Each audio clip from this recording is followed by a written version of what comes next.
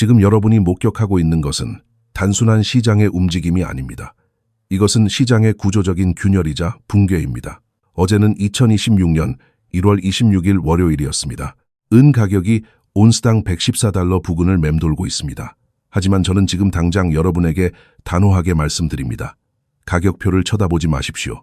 지금 화면에 표시되는 가격은 거대한 속임수이자 주의를 분산시키는 소음에 불과합니다. 가격은 단지 여러분이 금속을 실제로 구할 수 있다는 가정하에 지불해야 할 숫자에 불과하기 때문입니다.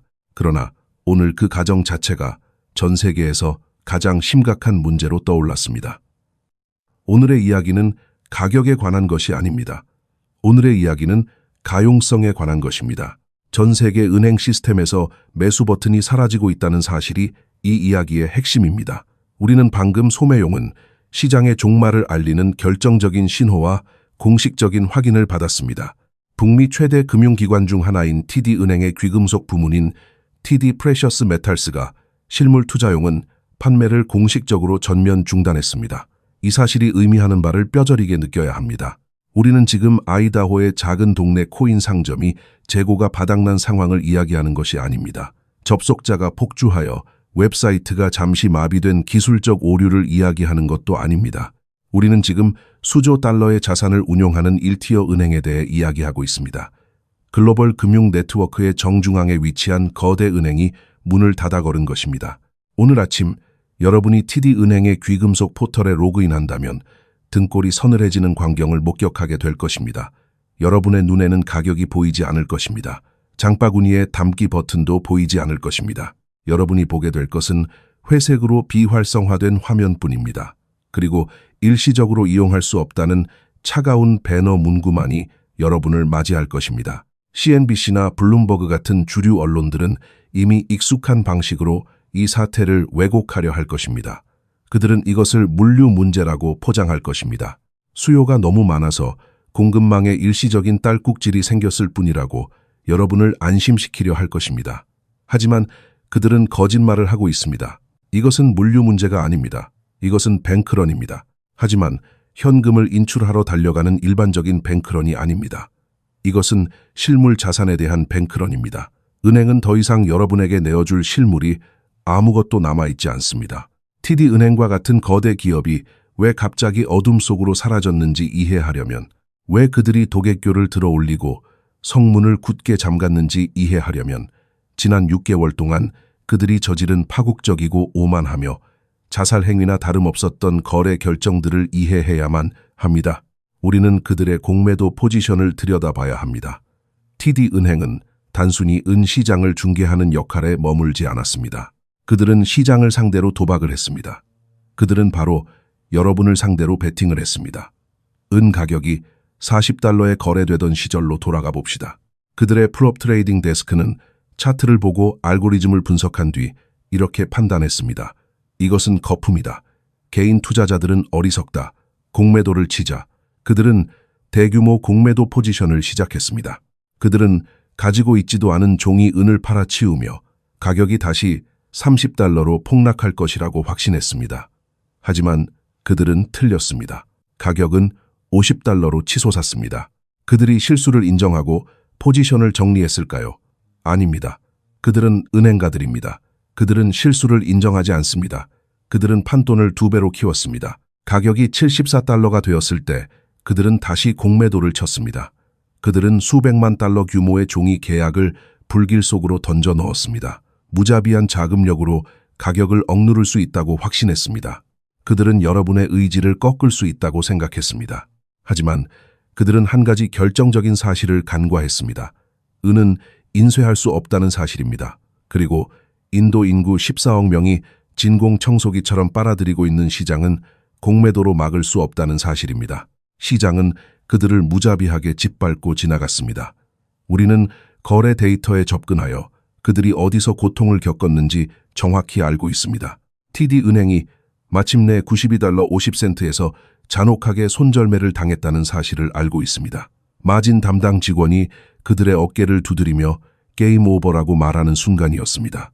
그들은 시장의 절대적인 고점에서 종이 계약을 강제로 환매해야 했고 수천만 달러의 손실을 확정지었습니다. 하지만 금전적 손실은 진짜 재앙이 아닙니다. 은행은 항상 돈을 잃고 연준은 그저 돈을 더 찍어내어 그들에게 줄 뿐입니다. 진짜 재앙은 기회비용입니다. 생각해 보십시오. 지난 6개월 동안 그들은 자본을 사용하여 실물바와 코인을 비축하는 대신 역사상 가장 큰 호황기에 여러분에게 8재고로 금고를 채우는 대신 그 자본을 사용하여 호황과 싸웠습니다. 그들은 쓰나미를 향해 총을 쏘느라 모든 탄약을 낭비했습니다. 그리고 지금은 가격이 114달러에 거래되는 이 시점에 그들은 발가벗겨진 채 서 있습니다. 그들은 금속이 없습니다. 그들의 금고는 텅 비어 있습니다. 그리고 그들은 재고를 채우기 위해 도매 시장으로 나갈 수도 없습니다. 도매 시장 자체가 붕괴되었기 때문입니다. 그들은 재련소에 전화해서 1만 온스를 보내달라고 말할 수 없습니다. 재련소들은 이미 2027년까지 매진되었기 때문입니다. 그래서 그들에게는 선택의 여지가 없었습니다.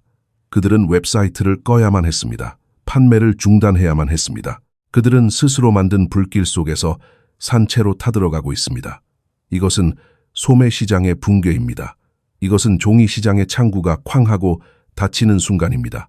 수년 동안 자산을 축적해온 사람들은 여러분에게 경고했습니다. 하루 늦는 것보다 1년 잃은 것이 낫다고 말입니다. 그런데 안타깝게도 TD은행의 고객들에게는 이제 하루가 늦어버렸습니다.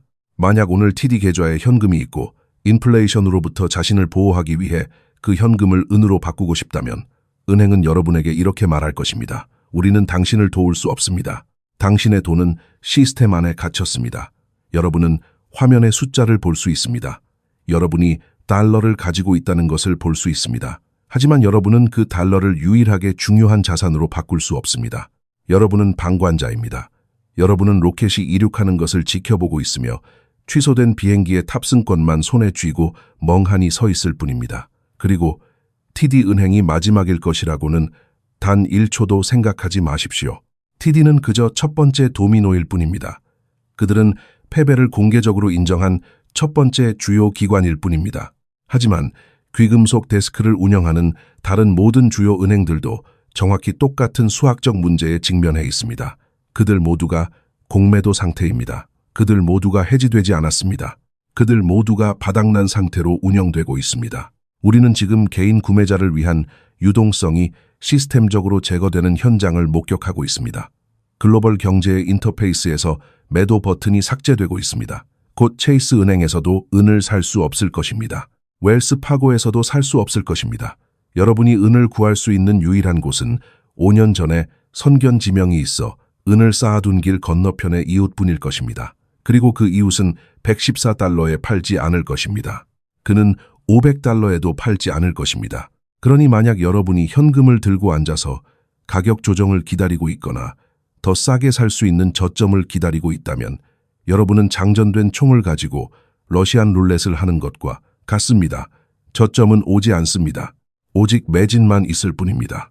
오직 판매 중단만 있을 뿐입니다. 여러분에게 가치 없는 종이 외에는 아무것도 줄 것이 없는 은행의 침묵만 있을 뿐입니다.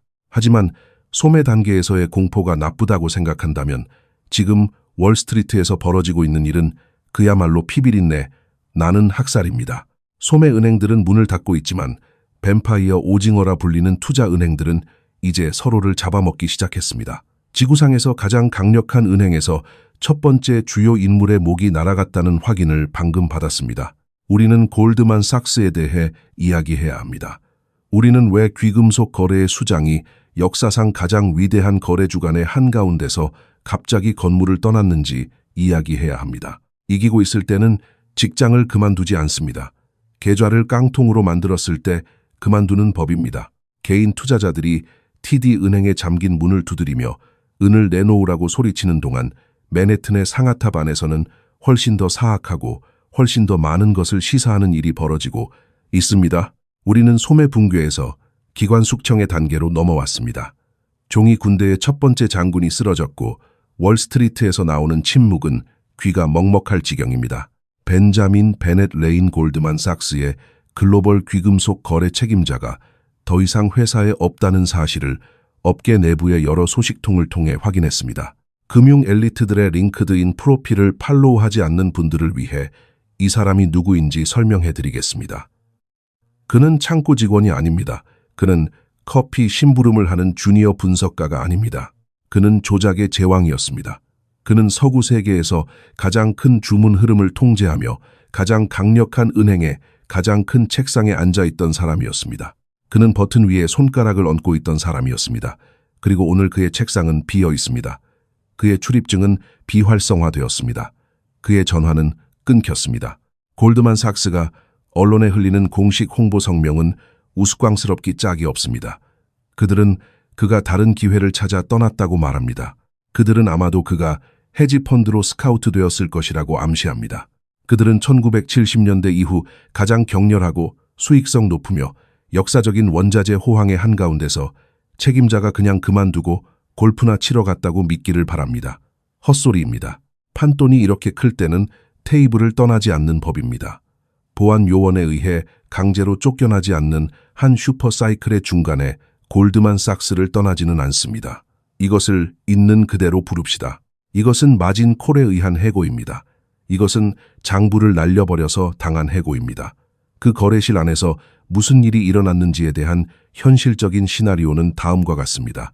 벤 레인 같은 트레이더들은 매우 구체적인 사고방식으로 훈련받았습니다. 그들은 평균 회귀를 믿도록 훈련받았습니다. 그들은 시장이 고무줄과 같다고 믿습니다.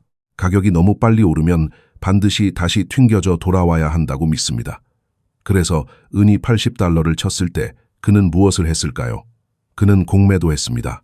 그는 이것이 비이성적이라고 생각했습니다. 여기서 팔고 더 낮은 가격에 다시 사겠다고 생각했을 것입니다. 가격이 $90를 쳤을 때 그는 아마 판 돈을 2배로 늘렸을 것입니다. 개미 투자자들은 멍청하다. 나는 골드만삭스다. 내가 그들을 짓밟아 버리겠다. 그는 이렇게 확신했을 것입니다. 그러나 은 가격이 $100를 돌파했을 때 그 확신은 식은땀으로 변하기 시작했습니다. 그리고 오늘 아침 가격이 $114를 기록했을 때 그가 믿었던 고무줄은 제자리로 돌아오지 않았습니다. 대신 그 고무줄은 팽팽함을 이기지 못하고 끊어져 그의 목을 감았습니다. 우리가 지금 이야기하고 있는 손실의 규모를 정확히 이해해야 합니다. 골드만삭스와 같은 거대 은행은 10온스나 100온스 단위로 거래하지 않습니다. 그들은 1,000,000 온스 단위로 거래합니다. 만약 당신이 1,000,000 온스의 공매도 포지션을 가지고 있는데 가격이 당신의 예상과 반대로 $30나 움직였다면 당신은 방금 일주일 만에 은행에 $3억 손실을 입힌 것입니다. 이것은 단순한 나쁜 거래가 아닙니다. 이것은 재앙입니다. 이것은 리스크 관리 부서의 경보를 울리게 만드는 종류의 손실이며 점심 식사를 하기도 전에 책상을 비워야 하는 종류의 손실입니다. 이것은 은행가들의 피비린내 나는 숙청입니다. 벤 레이는 첫 번째 희생자일 뿐이지만 그는 탄광 속의 카나리아입니다. 그의 퇴장은 은행들이 이 사태에 전혀 대비되어 있지 않았음을 우리에게 말해줍니다. 그들은 롱 포지션을 잡고 강하게 버티고 있었던 것이 아닙니다. 그들은 숏 포지션을 잡고 완전히 틀렸던 것입니다. 그들은 자신들이 만들어낸 거짓말을 스스로 믿었습니다. 인플레이션은 일시적이라고 믿었습니다. 달러는 여전히 왕이라고 믿었습니다. 그리고 그들은 그 믿음에 집 전체를 걸었습니다. 이제 그들은 시장이 자신들보다 훨씬 더 크다는 사실을 깨닫고 있습니다. 통화 붕괴를 상대로 공매도를 칠 수는 없다는 사실을 뼈저리게 배우고 있습니다. 이 파국을 진정으로 이해하기 위해서는 시간을 거슬러 올라가야 합니다. 벤 레인 개인의 실수가 아니라 월스트리트 전체를 지배했던 집단적인 오만함을 해부해야 합니다.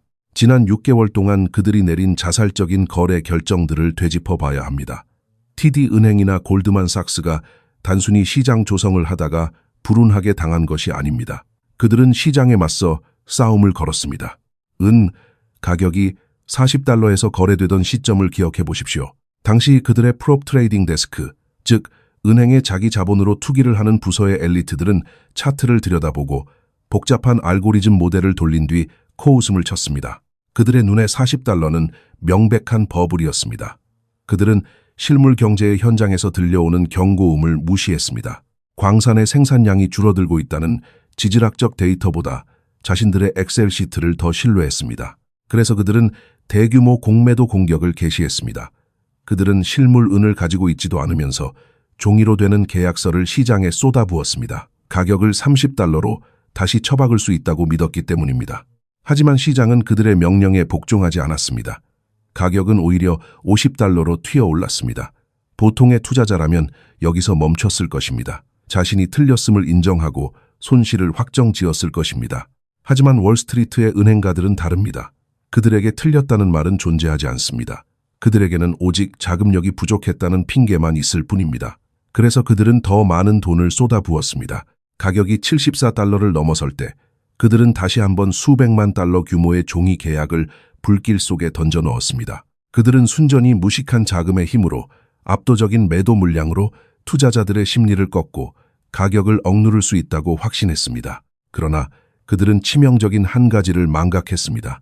당신은 달러를 인쇄할 수는 있어도 은을 인쇄할 수는 없다는 사실입니다.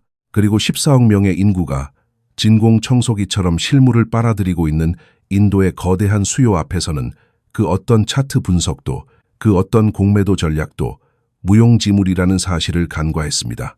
시장은 탱크처럼 그들을 깔고 지나갔습니다. 우리는 내부 거래 데이터를 통해 그들이 정확히 어디서 항복했는지 알고 있습니다.